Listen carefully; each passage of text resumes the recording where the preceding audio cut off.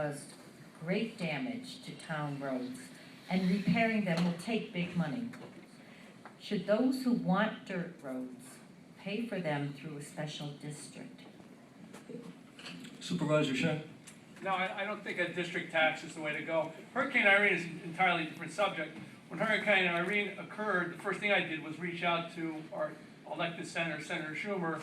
He brought the regional director for FEMA here. We're going to get refunded for the damage from Hurricane Irene. I was at a kickoff meeting over in Carmel this morning for the PA, the public assistance portion of the Hurricane Irene.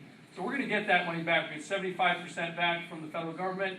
There's also 12.5% that will come back from New York State. That'll leave 12.5% for us to pick up, but there are also other opportunities from New York State to get funding. But a special district tax, it isn't done. I haven't seen it done anywhere. We've called around. Bedford has a lot of dirt roads. We don't see it anywhere. I don't think we're going to tax people because because they live on a dirt road. But again, it's not a black and white issue what we do with the dirt roads, but we will get refunded because of the damage that was caused by FEMA. Mr. Erickson, could you give us your view? Can you repeat the question, please, for me? Hurricane Irene caused great damage to town roads. Repairing them will take big money. Should those who want dirt roads pay for them through a special district? No, I don't believe they should. I believe that the dirt roads, though, the steep slope sections of our dirt roads do need to be paved. They need to be addressed by Roger Cherico, who knows where they are. We have very poor drainage on those steep slope sections. They destroy private property. There's a lot of wasted money, not just with the Hurricane Irene, but every time it rains, we're throwing tax dollars right out the window. Proper drainage to protect the wetlands, the streams, and private property are key to this, and the highway superintendent knows that. I also believe that we need to enact some speed limits on the dirt roads. I grew up on dirt roads. I played there as a kid. You know, nowadays, cars speed down these roads. It's a danger. I won't even let my kids go up on the roads to ride bicycles now. Seasonal speed bumps are something I think that we should put out on these dirt roads. I believe but paving the steep slopes is the biggest issue, and it needs to be addressed immediately. Thank you. Rebuttal? I think we agree that there are problem sections of roads, and where there are chronic year in and year out problems, those do need to be addressed. There are going to be some areas that see pavement. It's not just about pavement, though. It is about infrastructure as far as drainage. It's about drainage basin studies. It's about engineering. And it is about public input. It's funny that my opponent says we neglected the public will, but here they'll defer to the highway superintendent solely. We do need public input. People live on these roads, they pay taxes, and I think it's, again, an opportunity to get public input. So we'll take that opportunity. We'll have a discussion. It's not going to be a long-term discussion, but we will get people involved, and we will solve the problems on the dirt roads. But again, it's not just a black and white issue regarding dirt roads. Thank you. Mr. Erickson? I agree. Public input is good. We always need it. We want your ideas. I would like your input. But I'm not going to allow special interest groups to dictate how we do these dirt roads. They need to be paved in order to save that money so we can place it elsewhere, such as in a field study or preserving our fields or making upgrades elsewhere in town. Thank you. Our next question will be from Lois Powers. Considering the controversy the Grainer report has since sparked, and considering the long-term financial implications, do you see any way to salvage something good out of this process, or should we start over? Mr. Erickson, would you begin? Considering the controversy the Grainer report has since sparked, and considering the long-term financial implications, do you see any way to salvage something good out of this process? Should we start over? I don't believe we need to start over. I think there are a few good points that came out of that study, and I believe they're being implemented now. But I do believe it alienated our volunteers. It pretty much slapped them in the face. There was a clear lack of leadership on this. That study should have been halted. I believe that study should have been thrown out, and I don't even know if Mr. Grainer should have been paid for this study because it was incomplete. The grant money is still tax dollars, and it was wasted on an incomplete study. That's all I have. Thanks. Thank you. Mr. Shea?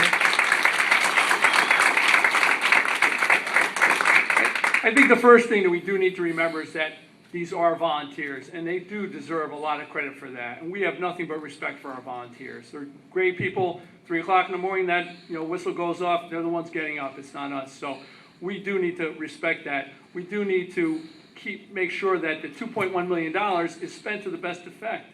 The Grainer report, we're not even calling that the Grainer report, that's our report now. What we do with that report is our business.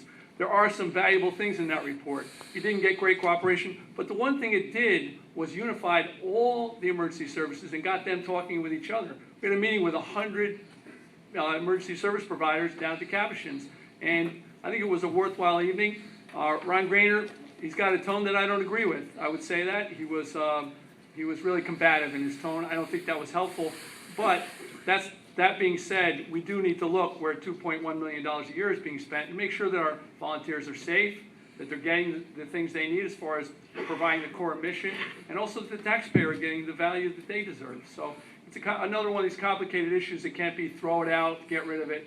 But I don't think we need to start over again. I think there's some valuable things in there. And I think as far as leadership, the person who showed a lot of leadership was Councilman Montgomery and Councilman Van Tassel for taking this on. That's a tough issue. They know it's the third rail, but they went there. And I have a lot of respect for them for that.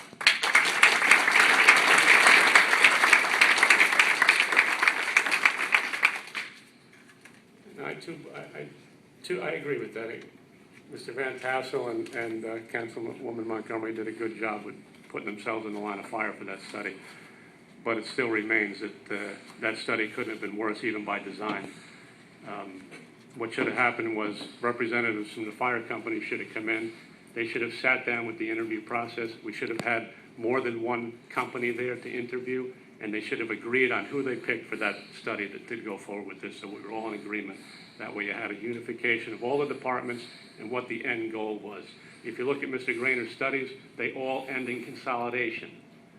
And if that wasn't the goal of this, then I don't know what was. Thank you. Thank you. Our next question will come from Ann Chestnut. I would note at the beginning that we have separate versions of this question for Supervisor Shea and Mr. Erickson. We will ask each of you the question, get the answer, and then we'll have rebuttals from each of you. Ann? Mr. Shea, in letters and advertisements, your campaign said that Lee Erickson was, quote, hiding, unquote, from debating the issues with you. Do you believe he is afraid to debate the issues, and that's one of the reasons why he shouldn't be town supervisor? Well, I can't say whether Lee was afraid or not. We wanted to debate. We threw that offer out there. There were multiple offers besides the Phillipstown.info forum that was held. The League of Women Voters offered to hold one. He declined to attend that. The Chamber of Commerce offered to hold one. Declined to attend that. We're finally together tonight, and that's a good thing. But I'm not sure whether it was Lee himself or his handlers that were telling him he shouldn't go to these events. I think it's important for the democratic process to be able to compare and contrast the two candidates for the job of supervisor. I'm running on a record of accomplishments. I'm running on a record that stands for itself. Years of work leading up to becoming supervisor, 8 years of serving under Bill Mazuka and watching how a real leader acts, how to run a meeting, how to fashion a budget, how to deal with the problems that come every day to this town. So, I don't want to resort to name calling, afraid, whatever. It's just that his lack of participation in the Phillipstown.info forum and the reluctance or the outright refusal to participate in any of the other forums, that says a lot. I mean, how are you going to stand up, on important issues? How are you going to defend your position when you can't come out and defend it publicly in a debate? We have a related question from Mr. Erickson, again from Ann. Mr. Erickson, you declined to take part in one scheduled forum, and Mr. Shea even said you were hiding from him on the issues. Are you afraid? And if not, tell us why you're running and why he should no longer be supervisor. No, I'm not afraid. I'm here tonight. I didn't participate in that forum because I didn't believe a moderator can be player, coach, and referee, and I didn't believe it was a constructive venue. Audience, please, let's let him answer. Excuse me. That night, instead, I attended an economic summit in the county where I believe Supervisor Shea might have been. It was a forum where the state economic council came down, all the planning boards, zoning boards from all the other towns in the county got together to discuss economic growth And I think that's something that we need to do here in town. Thank you. We'll now have 45 seconds of rebuttal from each candidate, beginning with Supervisor Shea. Well, you know, I've attended about every forum, about every class there has been in this county. By the time I finished my term, I attended 120 straight town board meetings. 10 years, never missed a meeting. So as far as attending another forum, I thought it was more important to get my message out to the public.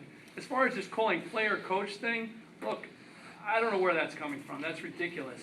What we had was a forum where the questions were out publicly 2 weeks prior to the forum. So as far as it being biased, I just don't see that. You have the questions, you formulate your answers, and you show up. If you're going to lead, it requires showing up and standing up for what you believe.